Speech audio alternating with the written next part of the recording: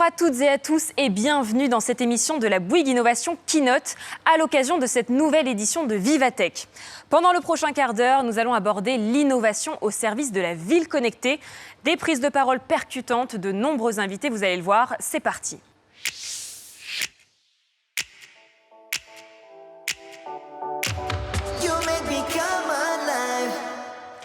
Bonjour à vous trois, Christophe Liénard, Yann Aubry et Françoise Cadiou.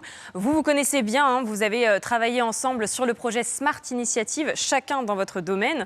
Alors Christophe, pour commencer, peut-être pouvez-vous nous expliquer un petit peu ce concept dans sa globalité? Oui, Smart City Initiative, c'est une idée qu'on a eue il y a un an en réalité, pour réunir finalement les 5 métiers du groupe qui ces 5 métiers participent finalement à un bout de la ville de demain. Et il nous a semblé intéressant de pouvoir les mettre ensemble et de pouvoir finalement co-construire ensemble un concept de la ville de demain. Puisque finalement, on ne veut pas faire ce qu'a fait par exemple Google à Toronto ou Alibaba à Hangzhou, on veut faire quelque chose de différent. Et donc pour nous, ça nous a semblé très utile de pouvoir nous réunir pour pouvoir effectivement faire une meilleure démonstration de ce que l'on pouvait faire, et comme on a fait d'ailleurs à Dijon récemment. Et alors Yann, il y a aussi une donnée importante à rappeler et à prendre en compte, c'est qu'on est loin d'un gadget électronique quand on parle de Smart Initiative. Tout à fait. Gadget, ça serait triste et réducteur. L'objectif, c'était au contraire de travailler dans l'autre sens. C'est-à-dire qu'il faut donner du sens, du contenu à cette démarche. Smart City, c'est un côté un peu techno, un peu geek. On ne sait pas bien ce qu'on met derrière. Et nous, ce que l'on voulait, c'était retrouver les valeurs du groupe quand il travaille avec la ville, quand il travaille avec les territoires et avec les collectivités. Donc tout ça, ça s'est traduit d'abord dans notre volonté par le changement de nom. Nous, on ne parle pas de Smart City, on parle de Humanicity. Donc on joue évidemment un peu sur les mots, on reste international, comme notre grand frère, mais on se remet sur quelque chose de beaucoup plus central. L'homme, centré sur l'habitant, centré sur les relations entre eux. La ville, de tout temps, ça a toujours été un lieu de rassemblement, de rencontre, d'échange, de partage, de culture. La ville, ça doit être ça. Le gigantisme de certaines villes, aujourd'hui, nous a fait passer dans la démesure, et la ville, elle devient désagréable, triste, stressante. Il faut revenir à quelque chose de normal, d'apaisé, de rassembleur. Ça donne envie en tout cas. Françoise, vous vous occupez du configurateur Conemca. Qu'est-ce que c'est ? Alors Conemca, c'est l'acronyme pour configurateur empreinte carbone. Ce n'est pas encore un outil opérationnel, c'est un concept qui a émergé d'un projet en co-construction avec nos partenaires à Edith Laboratory. Et en fait, l'idée, c'est d'outiller, comme vous le savez, les objectifs de la stratégie nationale bas carbone et même globalement sont très ambitieux et à juste titre. C'est neutralité carbone à 2050. Maintenant, comment on fait quand on habite un quartier, comme tout un chacun, quand on est aussi une collectivité, quand on est un programmeur ou un constructeur qui doit anticiper et puis qui doit faire vivre ce quartier dans sa neutralité carbone 2050. Donc, on s'est dit, il faut pouvoir apporter des outils. Et là, l'idée, c'est d'avoir un petit outil simple pour des non-experts qui permettent rapidement, en fonction de toutes les alternatives qui s'offrent dans un quartier, quand on a à faire des arbitrages entre quel type de mobilité je vais avoir, quel type de bâtiment, est-ce qu'il vaut mieux rénover ou est-ce qu'il vaut mieux tout reconstruire à neuf, est-ce qu'il vaut mieux relocaliser des sources d'énergie solaire, etc., ou est-ce qu'il vaut mieux s'appuyer aussi sur les réseaux. Donc tout ça, en fait, qu'est-ce que ça donne en termes d'empreinte carbone, au final, et puis de coût. Donc voilà, c'est un outil avec derrière quand même une moulinette robuste et scientifiquement validée, mais qui doit, de façon conviviale et simple, à différents protagonistes qui peuvent se mettre ensemble aussi autour de la table, pour se dire préfigurons notre quartier de demain et on en sort l'empreinte carbone et le coût. Rendez-vous en 2050. Avant. Merci Françoise. Alors, une des finalités de Smart Initiative, c'est également l'amélioration de la mobilité, Christophe. Oui, exactement. Je pense qu'on ne peut pas dissocier aujourd'hui un bâtiment, un quartier et la mobilité finalement dans ce quartier ou dans cette ville. Et donc, il faut également l'associer à l'empreinte carbone de l'ensemble. Et donc, c'est la raison pour laquelle finalement on s'est associé à une démarche avec Smart Building Alliance qui s'appelle Ready for Mobility, qui permet de faciliter les dispositifs, notamment pour les véhicules électriques en ville, à l'intérieur des bâtiments. Enfin, la connexion entre finalement cette mobilité et le bâtiment. Merci à tous les trois pour ce premier Talk Together. Je vous propose de continuer avec notre nouvel invité.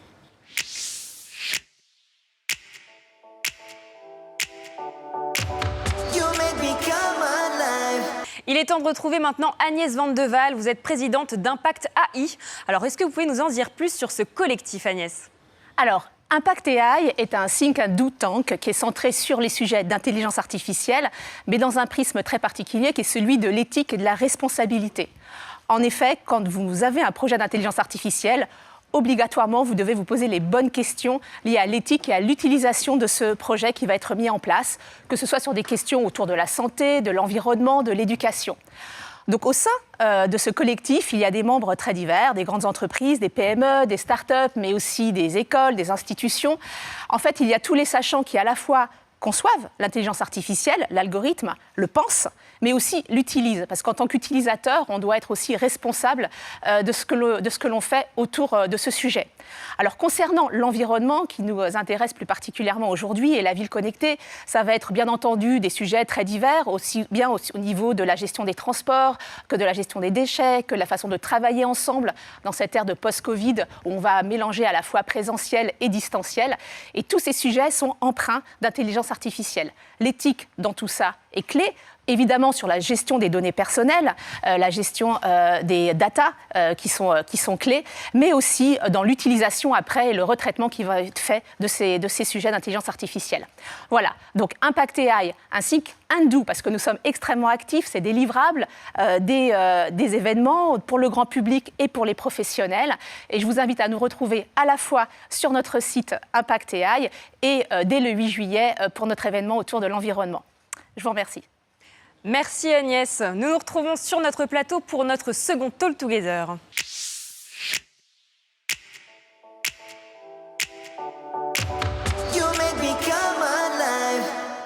Bonjour messieurs, merci d'avoir répondu présent aujourd'hui. Je vous propose de commencer avec vous, Laurent Lafaille. Vous avez créé une plateforme pour faciliter les échanges de data. Elle se nomme DAWEX. Tout à fait. En fait, DAWEX, ça permet de sécuriser l'accès ou la distribution des données entre les opérateurs économiques. Donc ça peut être aussi bien entre une PME, un grand groupe, une start-up, mais aussi une collectivité territoriale.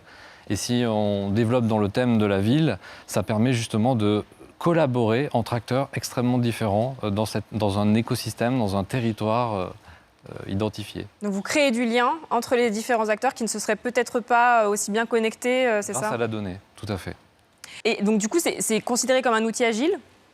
Tout à fait, c'est une technologie qu'on déploie aujourd'hui sur des infrastructures de cloud et qui permet à ces entreprises justement de créer de la valeur grâce à la donnée, donc de monter dans cette économie de la donnée et de tirer valeur de ces données en sécurisant et en gérant toutes les règles de conformité liées à l'accès à la distribution des données. Et alors, Laurent Mareuge, vous aussi, vous avez développé une plateforme, mais d'objets connectés sur le terrain, cette fois, afin de mesurer les impacts environnementaux, mais de tout genre. C'est ça, en fait, à Comines, on pense vraiment que le développement de la Smart City doit se faire déjà en mieux maîtrisant les impacts qui sont liés à ces développements, et également en impliquant davantage les citoyens pour qu'ils puissent influer au mieux sur leur environnement. Et donc, ces deux enjeux, en fait, on les a regroupés dans la première solution qu'on a développée. Donc cette solution, qui est d'abord, et notamment pour les chantiers, vu qu'on est une filiale Bouygues Construction et Colas s'occupe de ces sujets-là principalement. Donc du coup, on a développé une solution qui développe ces deux briques. La première, c'est des capteurs intelligents, donc des capteurs sonores, vibratoires, de qualité de l'air, de qualité de l'eau, qu'on va déployer sur nos sites en fonction de la sensibilité qu'on a pu identifier. Et ces capteurs, ce qu'ils vont avoir d'unique, c'est qu'on va y embarquer une intelligence pour pouvoir identifier en temps réel les problèmes. L'ensemble des données collectées par ces capteurs va être envoyé sur la plateforme logicielle Luisalgo qu'on a créée et va permettre d'alerter en temps réel les responsables opérationnels en cas de dépassement des seuils autorisés. Et comme ils vont avoir une information beaucoup plus précise, derrière, ils peuvent apporter une mesure de remédiation plus efficace. Donc ça, c'est la première brique. La deuxième brique, comme je vous l'indiquais, il faut impliquer les citoyens. Donc on a décidé de fusionner une brique de communication digitale pour les riverains qui va permettre de les informer sur les travaux en cours et les travaux à venir, mais également de les informer globalement sur le projet. Ce qu'on dit, c'est qu'un riverain mieux informé, c'est un chantier mieux accepté. Et donc aujourd'hui, la fusion de ces deux briques en font une solution unique. Et naturellement, avec ces deuxième briques, on peut même permettre aux riverains de signaler les gênes perçus. Donc ils peuvent influer sur leur environnement, parce que ce qui va y avoir d'unique là également, c'est qu'on va corréler les notifications des riverains aux données des capteurs pour pouvoir leur répondre de manière objective.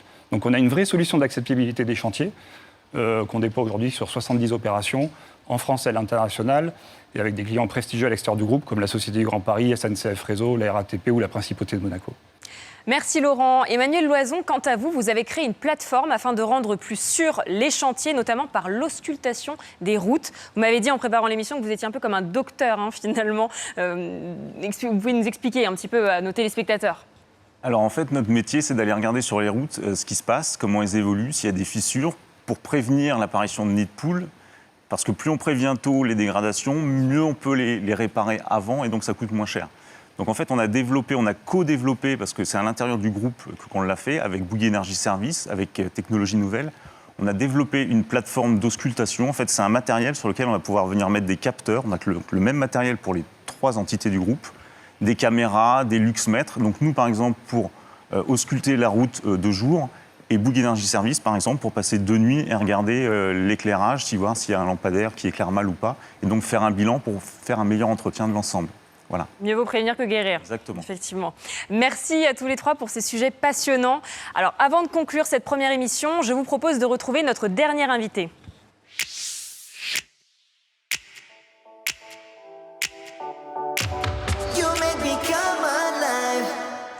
Emmanuel Orliange, bonjour, vous êtes chef de projet Flowell. Alors vous allez nous présenter une solution de marquage lumineux actif afin de mieux partager l'espace public. Vous avez 1 minute 30, Emmanuel. Tout à fait. Imaginez un enfant qui souhaite traverser un passage piéton et qu'on ne voit pas parce qu'il est gêné par les véhicules en stationnement, ou un véhicule qui s'approche d'une bande de stop et dans un brouillard très dense. Ou imaginez-vous sur un pont dont votre voie est saturée le matin alors que les 2 voies opposées sont quasiment vides. En France, on peut constater qu'il y a à peu près 57 000 accidents routiers, dont plus de 500 piétons qui décèdent au bord et aux abords des passages piétons. On passe également plus de 23 heures en moyenne dans les bouchons. Colas a donc développé Flowell, une solution permettant d'améliorer la sécurité de toutes les mobilités et de mieux partager l'espace public. Flowell, c'est quoi? Flowell, c'est un marquage actif lumineux. C'est une dalle dans laquelle on a encapsulé des LED et qui peut prendre n'importe quelle forme. Cette dalle est collée sur la chaussée et elle s'allume grâce à différents capteurs. Son intensité lumineuse varie en fonction de la luminosité extérieure. Cet ensemble constitue un marquage lumineux actif qui permet d'adresser le bon message à la bonne personne et au bon moment. Aujourd'hui, suite aux expérimentations à 6 sites pilotes qui sont en cours d'expérimentation en France depuis quelque temps, on a pu constater des bénéfices importants. Entre autres, à Mandelieu-la-Napoule, où on a 4 passages piétons en sortie d'autoroute.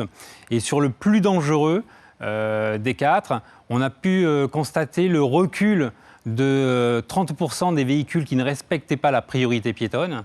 On a pu également constater une hausse de 50% des véhicules qui ont adapté leur vitesse à l'approche du passage piéton.